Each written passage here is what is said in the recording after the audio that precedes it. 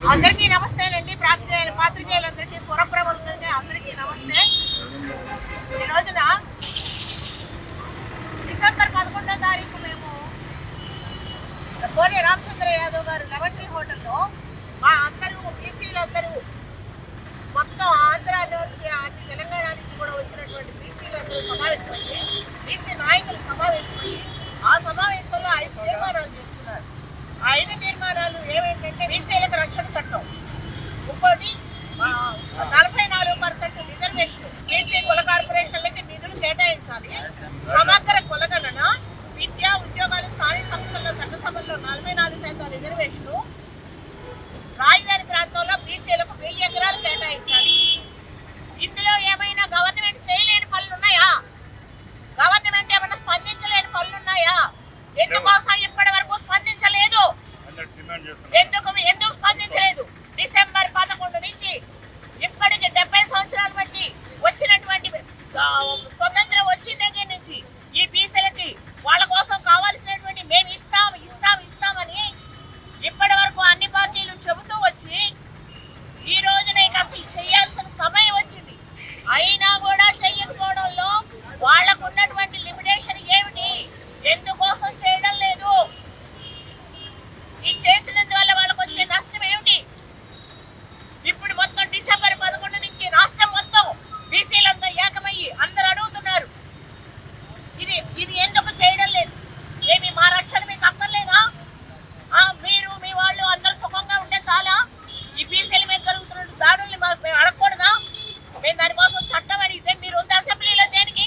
164 మందిని మిమ్మల్ని పంపించాం. ఎందుకోసం మీరు ఇంతవరకు పట్టించుకోలేదు? ఈ పట్టించుకోకపోవడం కాక బీసీలను అవమానం చేస్తున్నారు మీరు. ఇది అవమానకరమైనటువంటి విషయం. మీ అసెంబ్లీలో ఉన్నటువంటి బీసీ మంత్రులు, ఎమ్మెల్యేలు అందరూ కూడా ఇది ఆలోచించండి. ఇది మీరు బీసీ ప్రతినిధులుగా అక్కడ అసెంబ్లీలో ఉన్నారు, మీరు ఎమ్మెల్యేలుగా ఉన్నారు, ఎంపీలుగా ఉన్నారు, మంత్రులుగా ఉన్నారు. మీకు పట్టట్లేదా? మీ తోటి వాళ్ళు పడుతున్నటువంటి ఇబ్బంది మీకు అక్కర్లేదా? ఎందుకోసం వచ్చారు మీరు? ప్రజలకు సేవ చేస్తామని మీరు ప్రజల్లోకి ఎందుకు వచ్చారు? మీరు వచ్చింది ఎందుకు? ప్రజలకు సేవ చేస్తాం, మేము మీ తరఫున మీ డిమాండ్లు మేము చేస్తాం, అసెంబ్లీలో మీ మాట మేము వినిపిస్తాం. ఒక్కొక్క ఎమ్మెల్యే 2 లక్షల మందికి ప్రతినిధిగా వెళ్ళాడు. 2 లక్షల మందికి ప్రతినిధిగా ఒక ఎమ్మెల్యే వెళ్ళాడు. 5 లక్షల మంది ప్రతినిధిగా ఒక ఎంపీ వెళ్ళాడు. ఈ 5 లక్షల మందిని కాన్సన్ట్రేషన్ చేసి ఓట్లు వేస్తే వెళ్ళారు మీరు. ఎందుకోసం ఓట్లు వేయించుకున్నారు మీరు? మీరు ఓట్లు వేయించుకోవడానికి ఎందుకు వచ్చారు అసలు మా దగ్గరికి? మిమ్మల్ని నమ్మి మేము ఓట్లు వేసినందుకు మాకు ఈ విధమైనటువంటి శిక్ష? ఈ ఎండలో మేము కూర్చొని మేమంతా నిరాహార దీక్షలు చేయాలా? ఈ నిరాహార దీక్ష చేయడం కోసమా మేము మీకు ఓట్లు వేసింది? మా ఇళ్ళకి వచ్చేసేసి అమ్మా చెల్లి అని చెప్పని అడిగి ఓట్లు వేయించుకున్నారుగా. ఇంటింటికి వచ్చారే, ఎమ్మెల్యేలు వచ్చారు, ఎంపీలు వచ్చారు. మీకు ఒకసారి చూసుకోండి, సోషల్ మీడియాలో అన్ని వీడియోలు మీరు మాట్లాడిన అన్ని మాటలు ఉన్నాయి. మరి మీరు ఈ రోజున ఎందుకని చెప్పని వాటిని పట్టించుకోవట్లేదు? వచ్చిన తర్వాత ఒకటి